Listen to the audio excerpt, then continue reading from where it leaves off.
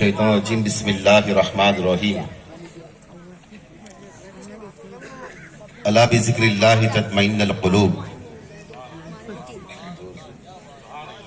صدق اللہ مولانا العظیم وصدق الکریم ونحن ذلک المشاہدین والذاکرین والذاکرین والحمد للہ رب العالمین۔ معزز حضرات، آپ حضرات کے سامنے ابھی بھی میں نے جس آیت بینات کی تلاوت پڑھنے کا شرف حاصل کیا، اس کا معنی اور مطلب سمجھانے سے پہلے آج ہم رب کر اس آقا دو جہاں صلی اللہ علیہ وسلم کی بارگاہ بکش پناہ میں درود پاک پڑھے۔ اللہم صلی علی محمد رب محمد وعلی آل سیدنا مولانا محمد صلی اللہ علیہ وسلم۔ ایک مرتبہ اللہم صلی علی محمد رب محمد وعلی آل سیدنا مولانا محمد وعلی وسلم۔ صلاۃ و السلام علیک یا سیدی یا حبیبی یا طبیب اللہ صلی اللہ علیہ وآلہ وسلم۔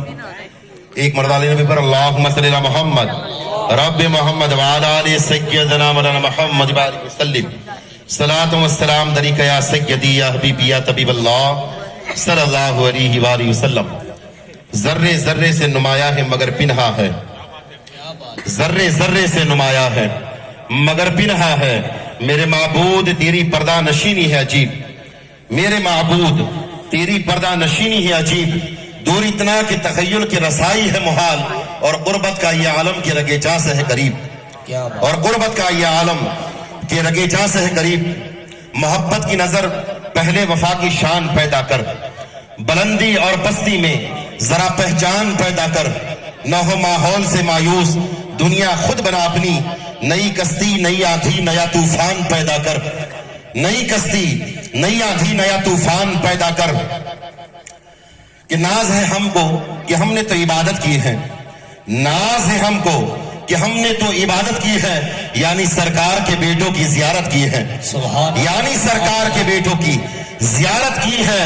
اے حسین ابن علی تیری شہادت کو سلام، اے حسین ابن علی تیری شہادت کو سلام، تو نے قرآن کے پاروں کی حفاظت کی ہے، تو نے قرآن کے پاروں کی حفاظت کی ہے۔ رب الارباب اپنے پاک کلام الہی میں ارشاد فرماتا ہے، الا بذکر اللہ تطمئن القلوب، بے شک اللہ کا ذکر ہی ہے جس سے دلوں کو سکون اور اطمینان ملتا ہے، بے شک حق سکون اور اطمینان ملتا ہے۔ آج ہم اللہ کے ذکر کے لیے حاضر آئے ہیں، اور بہانہ ہے سرکار مدار العالمین کا، زور سے بہانہ ہے سرکار سید احمد کبیر رفاعی کا۔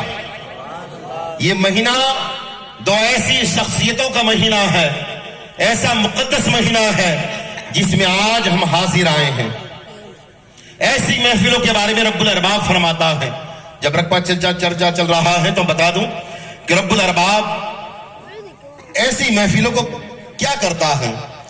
آقا دو جہاں سرور قلب و سینہ صلی اللہ علیہ وسلم ارشاد فرماتے ہیں کہ رب الارباب کی بارگاہ میں فرشتے حاضر ہوتے ہیں، کہتے ہیں مولا تیرے بندوں کا اور تیرا ذکر ہو رہا ہے۔ تو رب الارباب فرماتا ہے جبرائیل جاؤ، جا کر اس نوری محفل کو میری رحمت کے سائے تلے ڈھک دو۔ جبرائیل امی آتے ہیں، رحمت کی سوغات لاتے ہیں، اور جبرائیل اپنے نوری پر جس کے بارے میں جبرائیل کہہ چکے ہیں کہ ایک مرتبہ یوسف کو کنویں میں ڈالا تھا، لینے کے لیے میں مجھے بھیجا تھا، سدرۃ المنتہا سے میں گیا، اتنا تیز گیا یوسف کو کنویں میں گرنے سے پہلے اٹھا لیا۔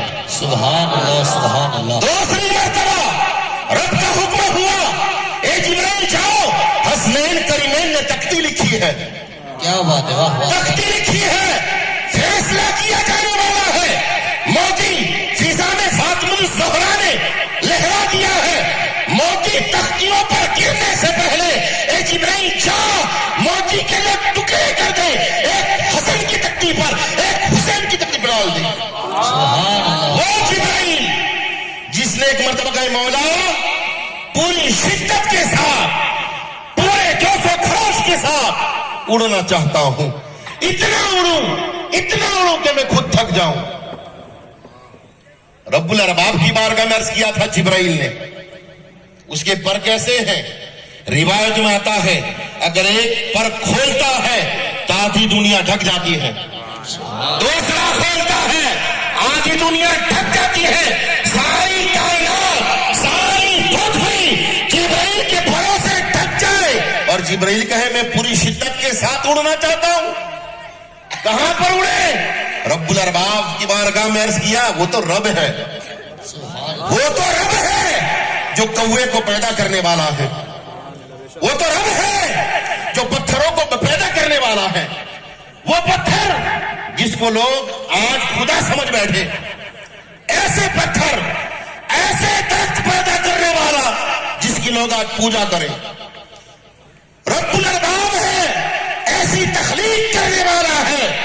अगर हिमालय की चोटी पर रब्बुल अरबाब बरसात की जगह पर बर्फ बरसा दे तो लोग उसकी भी पूजा करने लगते हैं। वो रब है जिसने सूरज को पैदा किया, जिसकी तपिश को देखकर लोग खुदा समझने लगे। ये जिब्राइल का सवाल था, मौला इतना उड़ूं कि मेरे पैर थक जाए। रब्बुल अरबाब इरशाद फरमाता है ये जिब्राइल आंखें बंद कर दे। जिब्राइल ने आंखें बंद की, रब्बुल अरबाब ने फरमाया अब खोल। जब आंखें खुली तो इतना वसी मैदान था कि जिब्राइल कहते हैं कि मुझे नजर उसका छेड़ा नहीं आता था, इतना लंबा मैदान। मैं उड़ा, इतना उड़ा, इतना उड़ा, बहुत ही उड़ा, मेरे पर थक गए, मेरे पर थक गए, पर थक गए। जिब्राइल ने कहा है मौला इतना बड़ा मैदान कभी नहीं देखा, दुनिया में अगर पर फैला देता हूं तो दुनिया थक जाती है, इतना बड़ा मैदान दुनिया में तो न था। ए मौला ये कहां से आया? रब्बुल अरबाब फरमाता ये मेरे तो सिद्दीक का दिल है, ये मेरे सिद्दीक का दिल है। पता क्या चला, इबादत करने वालों का मकाम मर्तबा बड़ा होता है। यहां पर बदियुद्दीन जिंदा शाह मदार आ रहे हैं। सुभान अल्लाह, सुभान अल्लाह। हिंदुस्तान में पहली मर्तबा खंभात की सरजमीन पर आए, दरिया के किनारे पर पहुंचे, सामने एक शख्स खड़ा है जिसका नाम हमीदुद्दीन है। कहा मदारुल आलमीन आओ। जब ये नाम सुना, ये तो मेरा नाम भी जानता है, कहा तुम कौन हो? कहा मैं हमीदुद्दीन हूं। कहा आपको मेरा नाम कैसे पता चला? कहा आपसे पहले सरकार आ चुके हैं। सुभान अल्लाह। खंभात की वो घाट आज भी इस बात का सबूत देती है। मैं वहां पर जाकर आया हूं, अल्हम्दुलिल्लाह 2 रकात नफल नमाज पढ़कर आया हूं। वो गार में रसूल ताजदार मौजूद है। हमीदुद्दीन कहते हैं, वो हमीदुद्दीन जो उनका मुरीद भी हो गया। गार में इंतजार फरमा है।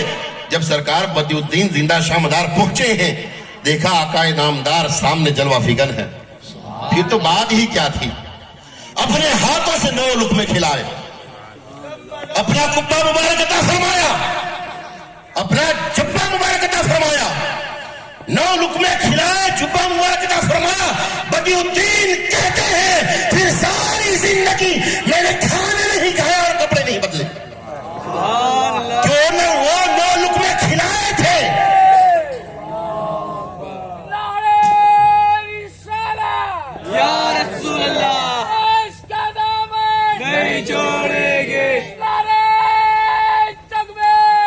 अल्लाहु अकबर।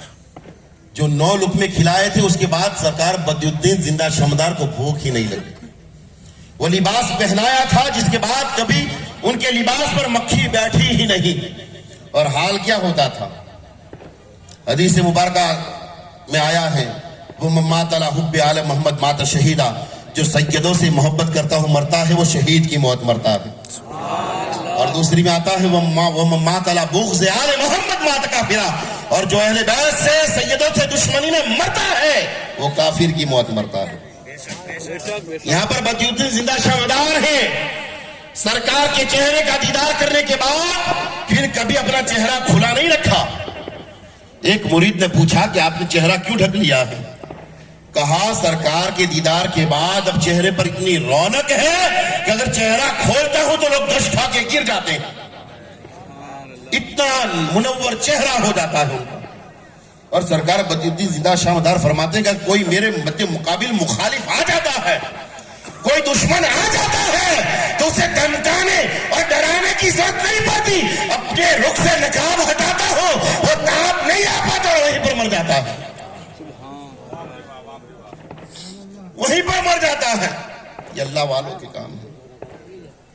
सरकार माशुकुल्लाह सरकार सैयद अहमद कबीर रिफाई, इबादत का ये आलम कि रात को जब सोते तो सोने से पहले 400 नफल नमाज पढ़ा कर सोआ करते थे, और 400 रकातों में सूरह इखलास 1000 मर्तबा पढ़ा करते थे। इबादत का ये आलम। लोग कहते कि सूफी नमाज नहीं पढ़ा करते थे। बहुत सारे किस्से और वाकयात हैं जिनमें इबादतों के जखीरे हैं, लेकिन हम करामतें क्यों बयान करते हैं कि इबादत तो सब जानते हैं, लेकिन लोग उनकी करामतों से दूर हैं। उनकी करामतों से वो ये जानकारी रखते ही नहीं कि उनकी करामतें कितनी ज्यादा हैं। एक मर्तबा मुरीदों के साथ खाने के लिए बैठे, एक मुरीद ने ख्वाहिश की कि भाई मैं मच्छी खाना चाहता हूं। तो सरकार सैयद अहमद कबीर रिफाई ने इशारा किया, जाओ दरिया से पकड़ लो। इशारा किया, सारी मछलियां दरिया के किनारे आकर खड़ी हो गई। मुझे उठा लो, मुझे उठा लो। देखो ये खुद दावत बनना चाहती थी, क्योंकि जबान और मुंह किसका है? सरकार अहमद कबीर रिफाई का है। आगे आकर दरिया के खड़ी हो गई। मुरीद ने उठाई,